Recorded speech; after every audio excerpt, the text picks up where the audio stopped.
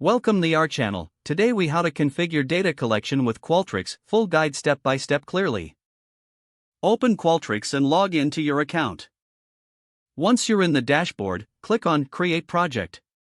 In the project type selection, choose Survey. Name your survey and click Create Project. Navigate to the Survey tab within your project. Click on the plus Add Block button to add a new survey block. In the block, click on plus Add Question to create your first question. Select the type of question you want to configure from the options available. For data collection, choose between multiple choice, text entry, or other formats as needed. Customize the question text according to your research objectives. If needed, click on the Add Embedded Data option to include additional information. Next, head over to the Distributions tab to set up how you will collect responses. Select Anonymous Link if you wish to gather responses without identifying users. If using an email list, click on Emails to send invitations directly to participants.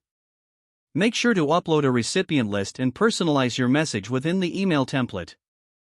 Return to the Survey tab and click on Survey Options. Enable features like response tracking or survey termination for better data. Once you've configured the options, click Save Changes.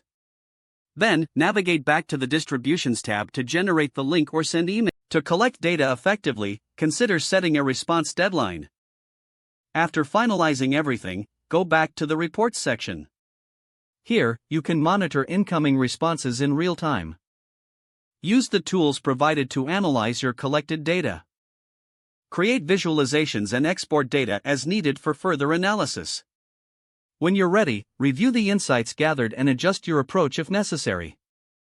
This will help improve your data collection strategy for future surveys. If the page does not load, refresh the browser or try again in a private or incognito window. Make sure you are using the correct email address, then retype it carefully to avoid small typos. If your password is not accepted, use the Reset option and create a new strong password you can remember. Check your spam folder for verification or security emails, then complete any requested confirmation steps. Enable two-factor authentication if available to improve account security and reduce unauthorized access risk. After signing in, review your profile details so your contact information and settings are accurate and current. If you see an error message, note it down and try again after restarting your device and internet connection. Don't forget to like this video and subscribe to our channel for more step-by-step tech guides.